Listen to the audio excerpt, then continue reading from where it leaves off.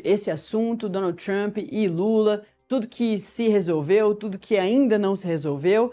E para a gente fazer essa roda de análise, vou conversar com o nosso coordenador de política do Metrópolis, o Gabriel Bus, e também o Rubens Duarte, internacionalista. Muito bom dia para os dois, é um prazer ter vocês aqui no Acorda Metrópolis. E vamos lá, vou começar primeiro com o Rubens, hein, ô Bus, porque você está sempre aqui no Acorda. Vou começar com quem não participa sempre.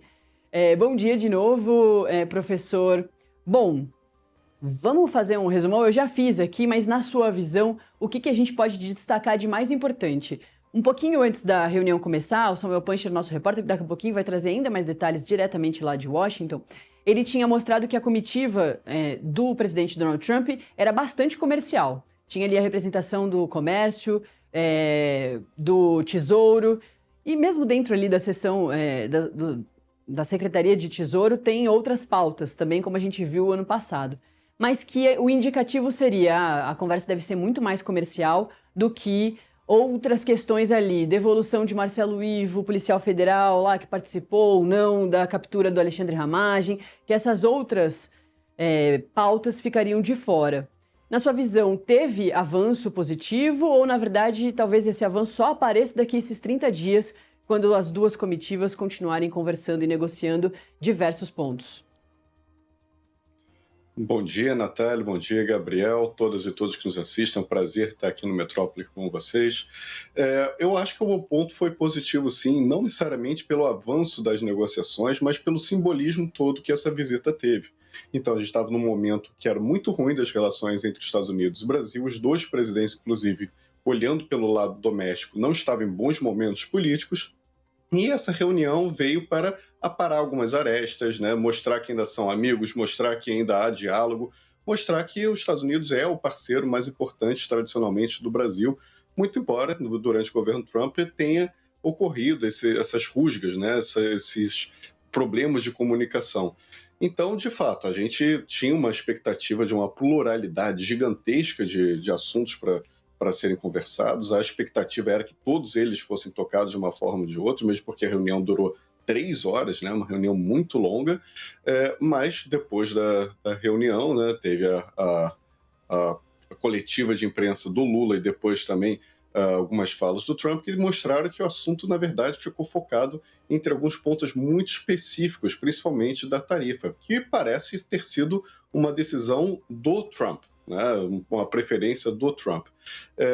Ainda que não tenha saído um acordo, né, me parece que houve avanço, né? Então um olhou no olho do outro, eles se entenderam, houve essa divergência sobre qual é a tarifa que o Brasil de fato aplica aos produtos dos Estados Unidos, lembrando que grande parte das tarifas do Brasil não é o Brasil que decide, mas sim o Mercosul, apesar de existir algumas exceções, e uma boa vontade dos dois lados de negociar. Eu acho que esse ponto é o imprescindível, né? Você querer dialogar, abrir o canal para o diálogo, abrir o espaço para a diplomacia, ao invés de ficar trocando farpas pela televisão, pelo Twitter, pelo Truth Social, ou o que seja. Então, acho que nesse sentido foi sim positivo.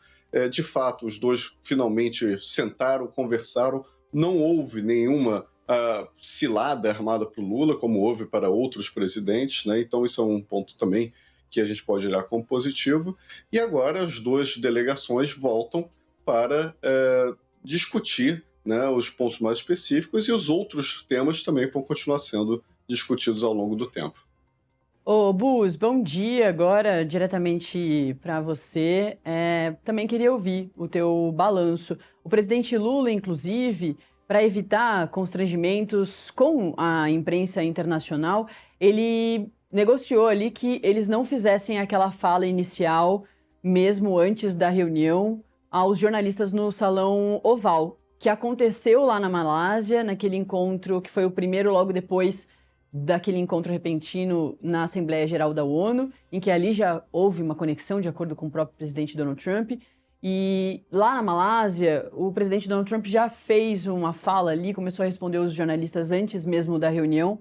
Isso incomodou o presidente Lula. Dessa vez ele não quis, e aí acabou que eles nem falaram juntos, porque a reunião se estendeu, e aí cada um falou da reunião separadamente. mas essa foi uma preocupação do presidente Lula, embora a reunião tenha sido bastante sucedida, principalmente nesse caminho aí da diplomacia, como o professor levantou para a gente.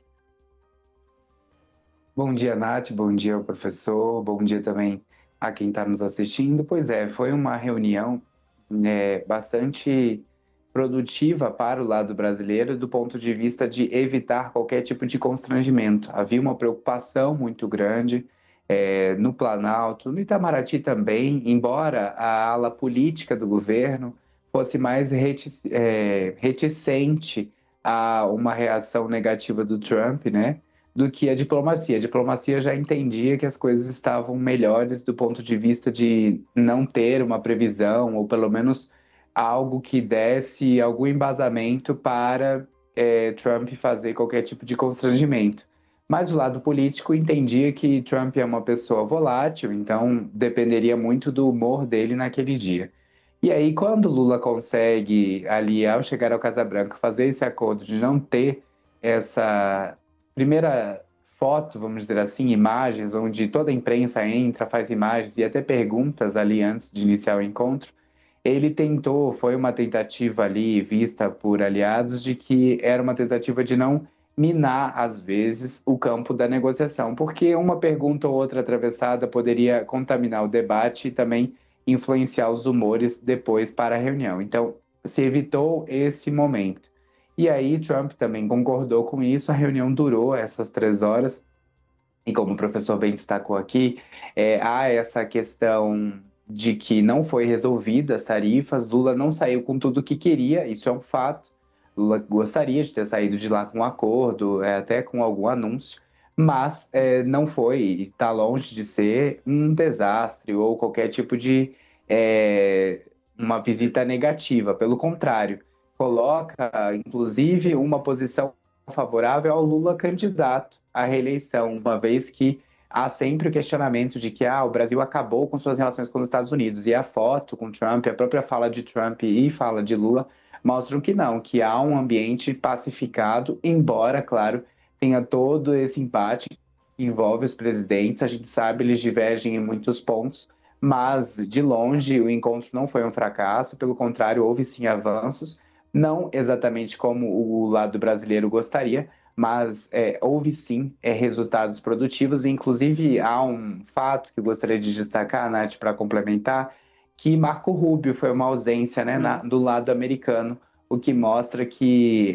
essa interlocução que o bolsonarismo, a oposição no Brasil tem, e é direcionada principalmente a Marco Rubio, ela não está tão ligada assim a Trump no momento que, de fato, Trump negocia com o Brasil, porque Trump levou alguns secretários, né? Teve uma comitiva que participou da reunião, assim como teve do lado brasileiro, teve do lado americano, o secretário do Tesouro, o secretário do Comércio participaram, mas Marco Rubio não estava nesse encontro, o que também dá uma simbologia de que ele tem uma influência grande na Casa Branca, mas não a tal ponto também de trazer qualquer tipo de embate ali direto numa reunião de chefes de Estado.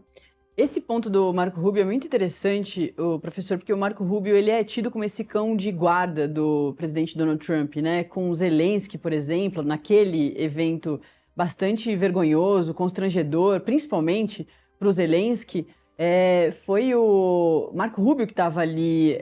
Me desculpa, foi o J.D. Vance, não foi? Agora eu tô confusa, porque o J.D. Vance participou ontem, o vice-presidente dos Estados Unidos. Mas enfim, o Marco Rubio ele é tido mesmo como esse cão de guarda, e a ausência dele talvez tenha sido positiva para o Brasil, não tanto para o presidente Donald Trump, que se cercou da chefe de gabinete, levou a chefe de gabinete para uma reunião dessa, que geralmente não vai, mas parece que num aceno eu preciso dessa pessoa muito próxima a mim. O Marco Rubio não está aqui, está apagando um incêndio que eu criei com o Papa Leão XIV, né, com a Igreja Católica, mas eu trago aqui uma pessoa mais próxima de mim, que é a minha chefe de gabinete. Mas, para além desse ponto, professor, que eu também quero te ouvir, eu já queria adicionar um ponto que você já trouxe, que o Bus também trouxe nessa resposta, que é sobre esses dois presidentes se encontram em momentos de grandes reprovações dos seus governos. e também presidentes que estão numa expectativa muito grande dos processos eleitorais que vão sofrer nesse ano. O Brasil antes, em outubro, e nos Estados Unidos em novembro. Lá também vai ter a renovação do Capitólio, do Congresso, aqui também. E para além disso, aqui no Brasil vai ter eleição de tudo quanto é coisa, governadores e presidentes. O presidente Lula se interessa muito pela sua reeleição, pelo seu 4º mandato. Queria te perguntar se essas fotos todas do presidente Lula sorridente ao lado do presidente Donald Trump pode ser positiva para o presidente Lula, já que o presidente Donald Trump é visto como um grande herói pelo bolsonarismo, a família Bolsonaro sempre faz grandes comentários, quer se aproximar do presidente Donald Trump.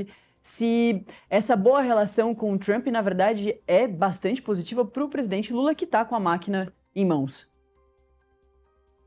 Excelente pergunta, e as suas duas perguntas, elas combinam, né? Porque o vice-presidente Pence e o Marco Rubio, eles claramente estão em campanha eleitoral para ser o sucessor do Trump nas próximas eleições presidenciais, já que o Trump não pode ter um 3º mandato. Então, você utilizar essas reuniões com o chefe de Estado politicamente não é novidade. A gente viu o Vance, né, e o Rubio também fazendo isso várias vezes naquelas ciladas, você citou uma, né, mas existiram várias situações bastante desconcertantes lá no Salão da Casa Branca, e os dois protagonizam, eles revezam um pouco, os dois são muito leais ao Trump. Então, o uso político dessas reuniões, ele é certo, né? Havia o temor que o Trump fizesse isso, né? Fazer aquele espetáculo de novo, para utilizar o Lula como algo simbólico para movimentar o povo, né? Fazer aquela imagem do justiceiro, do Trump cobrando os líderes mundiais, porque é o mais poderoso de todos. Não ocorreu, né? Mesmo porque, vamos combinar, os Estados Unidos, politicamente, simbolicamente, é muito mais importante no Brasil do que o Brasil é nos Estados Unidos, até mesmo pela escala da parceria que existe, né? O tamanho da economia dos dois países. Então, o que a gente vai ver é esse uso político nos Estados Unidos vai ser um pouco menor, mas o uso político nas eleições brasileiras agora de outubro, com certeza vai existir e já estava existindo.